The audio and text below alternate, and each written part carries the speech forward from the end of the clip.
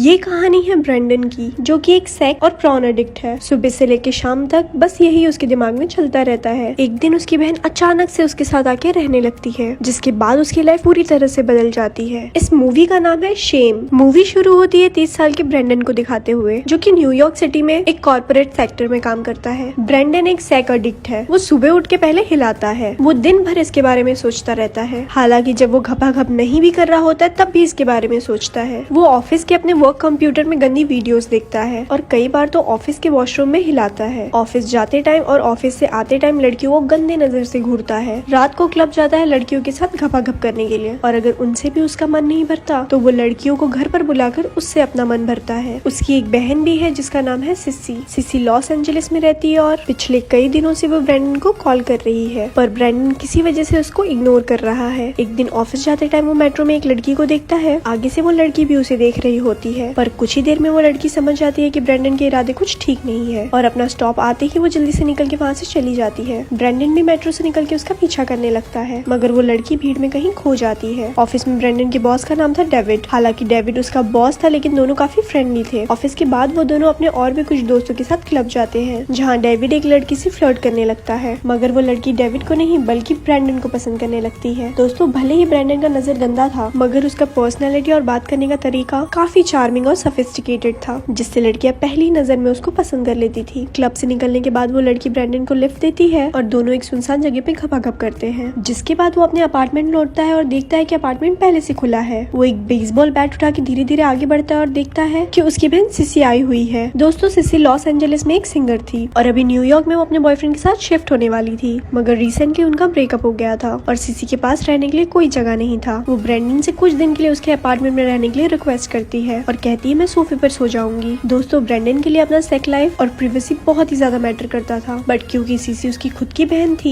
इसलिए वो ना चाहते हुए भी मान जाता है। अगले दिन सीसी न्यूयॉर्क के क्लब में गाना गाने वाली थी, जहाँ वो ब्रेंडन को वहाँ आके उसका गाना सुनने के लिए इनवाइट करती है। ऑफिस के बाद ब्रेंडन डेविड को लेके सीसी के क्लब पहुँचता है, जहाँ वो गाना गा रही होती है। उसका गाना सुन के ब्रेंडन काफी इमोशनल हो जाता है। गाना खत्म होने के बाद वहाँ के सारे लोग सीसी की तारीफ करने लगते हैं, जिसके बाद सीसी भी ब्रेंडन और डेविड को ज्वाइन करती है और तीनों ड्रिंक करके अपने अपने लाइफ के बारे में बातें करने लगते हैं। इसी दौरान डेविड सिसी के साथ फ्लर्ट करने लगता है, जिससे ब्रेंडन काफी अनकंफर्टेबल हो जाता है, मगर वो कुछ रिएक्ट नहीं करता। फिर वहाँ से निकल के तीनों ब्रेंडन के अपार्टमेंट जाते हैं, जहाँ डेविड और सिसी उसे बिना कुछ कहे उसके रूम में जाके लव लपाटा करने लगते हैं। ब्रेंडन बाहर से उनका आवाज सुन सकता है। उसे काफी गुस्सा भी आता है, मगर वो कुछ कर नहीं पाता क्योंकि डेविड उसका बॉस है, इसीलिए वो बाहर जॉगिंग के लिए चला जाता है। वापस लौटने के बाद वो देखता है कि डेविड और सिसी घर पर नहीं है। वो बेडशीट चेंज करके फटाफट सो जाता है। कुछ देर बाद सिसी घर लौटती है और उसके पास जाके लेट जाती है। इससे ब्रेंडन काफी ज्यादा गुस्सा हो जाता है और चिल्ला के उसे रूम से बाहर जाने के लिए कहता है। अगले दिन ऑफिस में ब्रेंडन उसकी एक कलीग मरियन के साथ फ्लर्ट करना शुरू कर देता है। मरियन भी पहले से ब्रेंडन को पसंद करती थी, इसलिए वो भी इंटरेस्ट दिखाती है। ब्रेंडन आज रात उसे डिनर के लिए पूछता है, जिसके लिए वो मान भी जाती है। ऑफिस के बाद दोनों एक फैंसी रेस्टोरेंट में डिनर करने के लिए जाते हैं और अपने अपने लाइफ के बारे में बातें करते हैं। यहाँ हमें पता चलता है कि हाल ही में ही मरीन का डिवोर्स हुआ है। ब्रेंडन का इरादा तो कुछ और था, मगर मरीन के ऊपर वो खुद का मूव चलाने से खुद को रोकता है। दोनों काफी सारे बातें करते हैं और अपने अपने घर लौट जाते हैं। घर लौटने के बाद ब्रेंडन सीधा बाथरूम में जाके हिलाने लगता है, मगर तभी अचानक सीसी उसे ये करते हुए देख लेती है। उसे बाहर ब्रेंडन की लैपटॉप मिलती है, जिसमें गंदे वीडियोस होते हैं और एक लाइव वेबकैम में एक लड़की परफॉर्म भी कर रही थी। तभी ब्रेंडन आके लैपटॉप को बंद कर देता है और उसके ऊपर स्पाई करने के लिए, उसका प्राइवेसी खत्म करने के लिए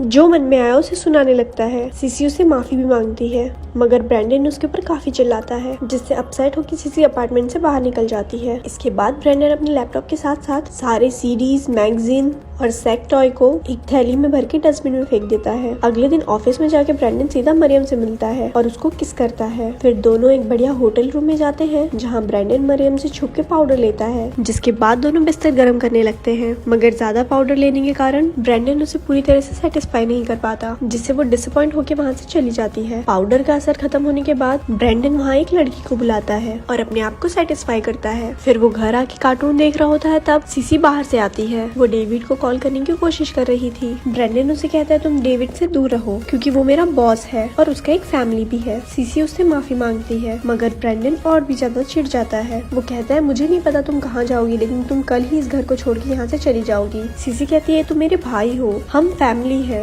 हमें एक दूसरे की देख रेख करनी चाहिए। ब्रेंडन कहता है आज तक तुमने कब मेरी देख रेख की है, तुम्हारे पास न रहने के लिए एक घर है न रियल जॉब है, तुम तो खुद की साफ सफाई भी नहीं कर सकती, तुम मेरे ऊपर एक बोझ हो और जो मैं अब उठा नहीं सकता, तुम्हारे लिए इस घर में अब और कोई जगह नहीं है। ये कह के वो वहाँ से चला जाता है और एक बार में जाके एक लड़की से मिलता है। वो उसे गंदी गंदी बातें करके उसे उकसाता है और उसके साथ चलने कहता है मगर तभी उस लड़की का बॉयफ्रेंड आ जाता है। मगर ब्रेंडन उसके साथ एक साइको की तरह बात करता है और कहता है मैं तुम्हारी गर्लफ्रेंड के साथ बहुत गंदी गंदी चीजें करने वाला हूँ। ये सुन के उसके बॉयफ्रेंड का आतमाजी सटक जाता है और वो उसे वहीं पटक कर पीट देता है। इसके बाद वो एक दूसरे क्लब में एंट्री करने की कोशिश करता है मगर वहाँ उसको एंट्री नहीं मिलती। फिर रोड की दूसरी तरफ उसे एक गे क्लब दिखता है। वो इतना फ्रस्ट्रेटेड था कि उसे समझ ही नहीं आ रहा है कि वो क्या कर रहा है। वो उस क्लब में जाता है और लड़की के साथ लवलापाटा करने लगता है। इसी बीच लगातार उसे सीसी का कॉल और वॉइस मेल आ रहे थे जिसमें उसे सीसी कॉल पिक करने के लिए लिटरली गिड़गिड़ा रही थी मगर ब्रेंडन फिर भी उसका कॉल रिसीव नहीं करता। वो एक चीप होटल में जाता है जहाँ वो दो लड़की के साथ एक साथ घपाघप करता है। इसके बाद मॉर्निंग में वो मेट्रो में अपने घर लौटता है जहाँ एक जगह ट्रेन को रोक दिया जाता है क्योंकि आगे एक लड़की ने सुसाइड कर लिया था। ये देख के ब्रेंडन को फाइनली थोड़ा सेंस आता है और ट्रेन से निकल के वो भागते हुए अपने घर जाता है। वो रास्ते में बार बार सीसी को कॉल करने की कोशिश कर रहा था मगर सीसी की तरफ से कोई भी जवाब नहीं मिल रहा था। वो बहुत ही ज्यादा पैनिक हो जाता है और घर पहुँच के देखता है कि सीसी ने अपना हाथ काट लिया है और वो पूरी तरह खून से लथपथ है। वो बहुत ही ज्यादा डर जाता है और उसे तुरंत हॉस्पिटल में एडमिट करता है। वहाँ उसका इलाज चलता है और कुछ देर बाद सीसी होश में आती है। ब्रेंडन उससे माफी मांगता है और अकेले में जाके काफी रोने लगता है क्योंकि अब वो समझ चुका था उसका सेल्फिशनेस, फैमिली के प्रति इग्नोरेंस और उसकी बुरी आदतों की वजह से सीसी आज मरते मरते बची है। उसे अपनी गलतियों का एहसास होता है और आज के बाद वो खुद को बदलने के लिए ठान लेता है। और अगले दिन ऑफिस जाते टाइम ब्रेंडन फिर से उस मेट्रो वाली लड़की से टकराता है लेकिन इस बार पहले वो लड़की ब्रेंडन के साथ फ्लर्ट करने के लिए आगे बढ़ती है मगर ब्रेंडन अब सुधर चुका था। वो नोटिस करता है उस लड़की के हाथ में एक एंगेजमेंट रिंग है और वो उसको कोई भी रिएक्शन नहीं देता। और दोस्तों मूवी यहीं पर खत्म हो जाती है। ऐसी ही और स्टोरीज सुनने के लिए हमारे पेज को लाइक करें। धन्यवाद।